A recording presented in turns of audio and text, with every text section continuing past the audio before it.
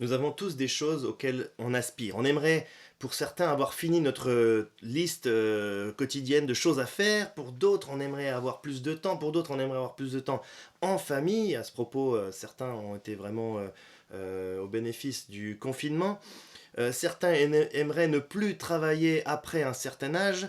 D'autres aimeraient ne jamais arrêter de travailler. D'autres encore ont soif de tout connaître. Bref, on a tous des aspirations diverses et variées. Une des grandes valeurs que présente la Bible, c'est la justice, qui s'oppose à l'injustice. Dieu se révèle comme l'être unique qui est parfaitement juste.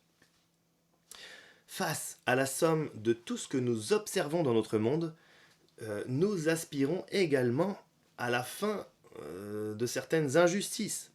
Et finalement, on découvre qu'avoir soif de justice, ben, c'est aussi une aspiration, et une aspiration qui est assez récurrente dans le cœur des êtres humains. Le passage de ce matin rapporte plusieurs dialogues entre Jésus et certains de ses contemporains. Alors, on ne va pas entrer dans chaque partie de ce passage, mais uniquement s'arrêter sur 3 sections. Au centre de ces sections, nous verrons on verra plus qu'un principe biblique, une bonne nouvelle qui nous dit que venir se désaltérer à Jésus, c'est recevoir l'Esprit de Dieu.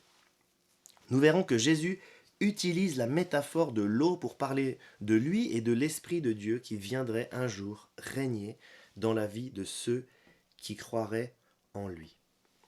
Dans le survol du chapitre 6, nous avions vu que Jésus insistait sur le fait de manger sa chair et boire son sang, ce qui équivaut à être imprégné de lui, de son être, de sa pensée, comme notre corps est imprégné des aliments que l'on ingère, de l'eau que l'on boit, de ce que l'on ingère. De cette même manière, être imprégné de Jésus. Face à ce discours exclusif, plusieurs de ses disciples le quittent, d'autres, en revanche, restent avec lui. Pierre, un des disciples de Jésus, déclare « Tu as les paroles de la vie éternelle, et nous croyons et nous savons que tu es le Messie, le Fils du Dieu vivant. » Alors notre passage commence donc en Galilée, là où on a laissé Jésus à la fin du chapitre 6. Jésus va se rendre ensuite à Jérusalem, Jérusalem qui est au sud, en Judée. Et à cette époque-là, comme tous les juifs de la région, donc de toute la région autour de la Judée et en Judée, chaque année, à ce moment-là de l'année, il y avait une célébration particulière qui se déroulait en Judée et notamment à Jérusalem. Donc tous les juifs montaient à Jérusalem, qui est sur une colline, c'est pour ça qu'on dit qu'on monte à Jérusalem, pour célébrer la fête des tentes ou la fête des huttes, la fête des tabernacles. Tous ces mots parlent de la même chose. C'est la fête qui commémore le temps où le peuple hébreu, étant sorti du pays d'Égypte, où ils étaient retenus en esclavage, se trouvait maintenant en quelque sorte en camping sous des tentes, à la rencontre de Dieu dans le désert et ensuite à la conquête de leur nouveau pays.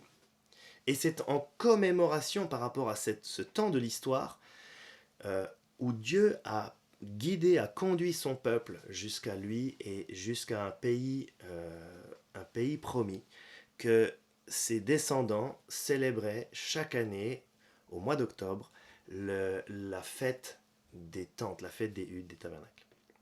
Alors une fête qui durait 7 jours, et pendant ces 7 jours, les Juifs dormaient sous tente justement. Et tous les jours, il y avait des cérémonies rituelles au temple, différentes cérémonies. Vers le milieu de la fête, Jésus, qui n'avait pas voulu se rendre de manière officielle à cette fête, mais qui était quand même là dans la foule, vers le milieu de la fête, il se rend maintenant au temple et il se met à enseigner. Les gens sont étonnés de ce que Jésus connaisse si bien les Écritures parce qu'ils savaient qu'il n'avait pas étudié les Écritures. Comment connaît-il les Écritures, lui qui n'a pas étudié? Voilà la question que pose la foule. C'est donc à partir du verset 14 que je vous propose notre premier titre.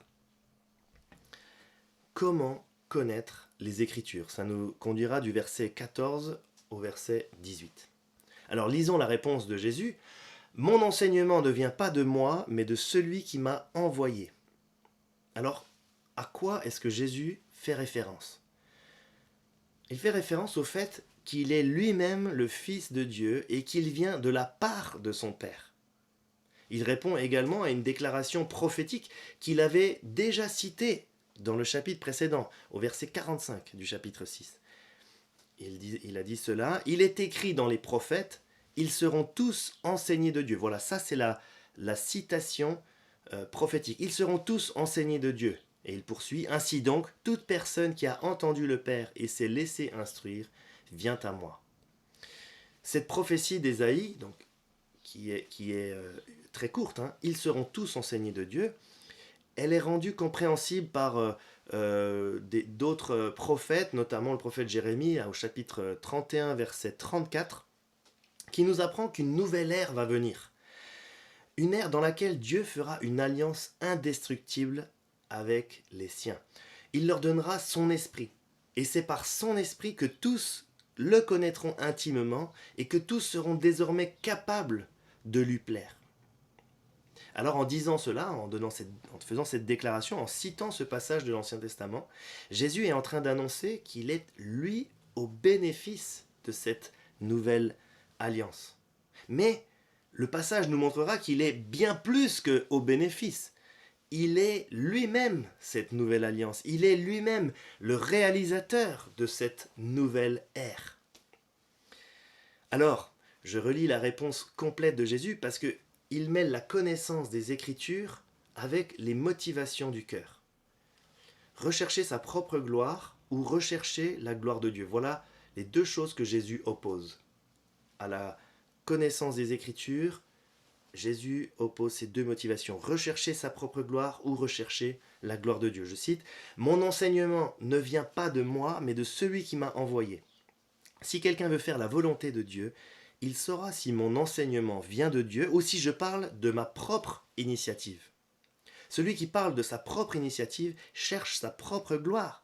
Mais si quelqu'un cherche la gloire de celui qui l'a envoyé, celui-là est vrai et il n'y a pas d'injustice en lui. » Quand Jésus dit « si quelqu'un, celui-là, etc. », dans cette deuxième partie, nous savons qu'il n'y a pas deux individus tels que cette description. Il n'y en a qu'un seul. Jésus est en train de parler de lui. Si quelqu'un cherche la gloire de celui qui l'a envoyé, qui d'autre est-ce que Dieu a envoyé?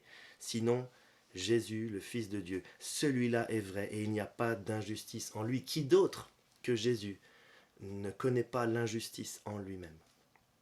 Jésus est en train de parler de lui. Alors en réponse à cette vérité qui n'est certes pas facile à entendre pour des personnes comme vous et moi, qui ne pouvons que reconnaître que nous ne correspondons pas à cette deuxième description. Nous sommes injustes, nous ne parvenons pas à vivre parfaitement. Pour des individus comme cela, cette déclaration n'est donc pas facile à entendre, et alors la foule déclare que Jésus parle sous l'influence d'un démon. En effet, c'est plus facile de reléguer le problème sur Jésus que de prendre la mesure de ses propos et méditer sur soi-même. Finalement, soit Jésus a raison et ça implique une transformation, un changement, une repentance, une prise de conscience, ou alors si je sais déjà que je ne veux pas changer, que je ne veux pas rentrer en moi-même, que je ne veux pas réfléchir sur moi, que je ne veux pas admettre que je ne suis pas parfait, eh bien la solution la plus simple, c'est de prétendre tout de suite que Jésus parle sous l'influence d'un démon. Comme ça, au moins ses propos sont insensés et puis ce n'est même pas nécessaire et même pas utile d'aller plus loin dans la réflexion. C'est beaucoup plus facile de reléguer les paroles de Jésus à celles d'un démon que de les recevoir et d'en porter les conséquences avec un travail sur soi-même. Après ce premier titre, je vous propose de passer au deuxième titre. Comment juger du bien et du mal? En arrivant sur ce sujet-là, qu'on a vu juste avant, Jésus glisse directement sur la grande thématique du bien et du mal. Et pour illustrer son propos, il rapporte deux événements qui viennent de se passer. Le premier, c'est la guérison d'un paralytique le jour du sabbat. Et le deuxième, c'est la pratique de la circoncision le jour du sabbat. La circoncision devait se faire, selon la loi, 8 jours après la naissance. Or, parfois, ce jour-là tombait le jour du sabbat. Et donc, fallait-il ne pas circoncire le jour du sabbat pour circoncire soit le septième ou le neuvième jour, ou fallait-il circoncire absolument le huitième jour, quand bien même cela tomberait le jour du sabbat? Voilà l'option qui avait été choisie par les Juifs. Ils circoncisaient les enfants qui étaient nés, qui avaient 8 jours, le jour du sabbat. Alors selon ces contradicteurs, Jésus est passible de la peine de mort parce qu'il a guéri un homme justement le jour de sabbat. C'était le premier événement que Jésus rappelle, la guérison de ce paralytique le jour du sabbat. C'était ce fameux paralytique au bord de la piscine de Bethesda. Vous trouvez ça dans le chapitre 5, les versets 1 à 18. En effet, selon eux, Jésus a enfreint la règle ultime que tout juif devait respecter, donc on l'a dit, ne pas travailler le jour du sabbat. C'est ce qu'ils disent au verset 12 en déclarant que Jésus égare la foule. Quand à cette époque, quand on disait que quelqu'un égarait la foule, on savait très bien qu'on connaissait cette loi juive qui disait que quiconque égare la foule doit être lapidé. Donc ce propos n'était pas comme on pourrait l'entendre aujourd'hui. Les conséquences de dire une telle chose étaient bien plus grandes. C'est pour ça que Jésus dit qu'ils ont dans leur cœur le projet de le faire mourir. Ils ont déclaré que Jésus égarait la foule, il est donc passible de lapidation, passible de la condamnation à mort. Alors, on arrive sur cette question de comment finalement juger du bien et du mal. Et je vous propose, pour répondre à cette question, que nous voyons notre troisième point et nous reviendrons ensuite sur ce point-là. Alors notre troisième point, c'est l'articulation centrale de notre passage. Il est question d'une déclaration de Jésus qui dit qu'il est lui-même l'eau qui donne la vie. Et pour bien comprendre cette déclaration, je pense qu'il est nécessaire de préciser un élément de contexte. La fête des tabernacles donc, était célébrée avec des cérémonies rituelles. Et l'une d'entre elles était celle de... une de ces cérémonies-là, qui était répétée tous les jours, mais qui avait un accent particulier le septième jour, or on est le septième jour à ce moment-là, c'était que le prêtre, le sacrificateur, partait du temple pour se rendre jusqu'à la source de Gihon, et donc il remplissait à cette source une cruche d'or. Alors la chorale l'accompagnait en chantant a priori sur les paroles d'Ésaïe 12, verset 3 il semble. Et puis on revenait à l'autel pour y verser l'eau. Et ce rituel rappelait l'eau qui avait jailli du rocher pendant qu'ils erraient dans le désert. Alors, c'est justement une tradition qui rappelle cet épisode, vous le trouvez en Exode 17, les versets 6 et 7, dans lequel Dieu indique à Moïse un rocher sur lequel il se tient. Le peuple n'a pas d'eau à boire, il risque de mourir de soif, et il murmure, et Moïse se tourne vers Dieu, et Dieu donc conduit Moïse vers ce rocher. Ce rocher devait être frappé par Moïse avec son bâton pour en faire sortir de l'eau, afin que le peuple ne meure pas de soif, mais au contraire qu'il vive grâce à cette eau. Alors maintenant que nous avons ce contexte où dans cette fête, ce rituel rappelle cet élément-là, où Dieu a pourvu à boire pour tout le peuple. Dieu qui se tenait sur ce rocher qui était frappé par Moïse, et de ce rocher est sortie l'eau. Maintenant que nous imaginons ce sacrificateur avec sa cruche en or, nous sommes donc dans le septième jour, et ce même rituel a été fait les 6 autres jours, mais le septième jour, avec plus d'emphase probablement, plus de monde. On peut imaginer que, et on le sait, que le septième jour c'est une fête solennelle, donc ça veut dire que c'est encore plus, c'est plus, voilà. Et donc on imagine ce sacrificateur qui revient sur l'autel, qui verse l'eau sur l'autel en souvenir, en mémoire du Dieu qui a donné l'eau, etc. Et maintenant, on revient aux paroles de Jésus. Jésus qui déclare à ce moment précis, « Si quelqu'un a soif, qu'il vienne à moi et qu'il boive. Celui qui croit en moi, des fleuves d'eau vive couleront de lui, comme l'a dit l'Écriture. Si quelqu'un a soif, qu'il vienne à moi et qu'il boive. Celui qui croit dans moi, des fleuves d'eau vive couleront de lui, comme l'a dit l'Écriture. Maintenant, on comprend beaucoup mieux la pertinence des paroles de Jésus en comprenant cet élément de contexte. Et on comprend aussi beaucoup mieux la note explicative de Jean, l'auteur, qui nous révèle que Jésus parlait là de l'esprit que devaient recevoir ceux qui croiraient en lui.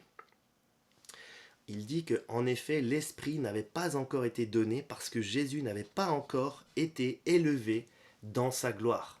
On note que depuis le début de notre chapitre, Jean explique à plusieurs reprises que le moment n'était pas encore venu pour Jésus d'être glorifié. Il le dit à ses frères, quand ses frères lui proposent de monter à la fête pour être vu de tous. Il le dit à la foule après la première moitié de la fête. Il ne le dit pas d'ailleurs. Il est dit qu'ils voulaient se saisir de lui pour l'arrêter et le mettre à mort, mais qu'ils ne purent pas mettre la main sur lui parce que le moment de sa gloire n'était pas encore venu. Et ici, on apprend que cette gloire viendrait un jour et qu'après cette gloire, il y aurait l'ère de l'Esprit.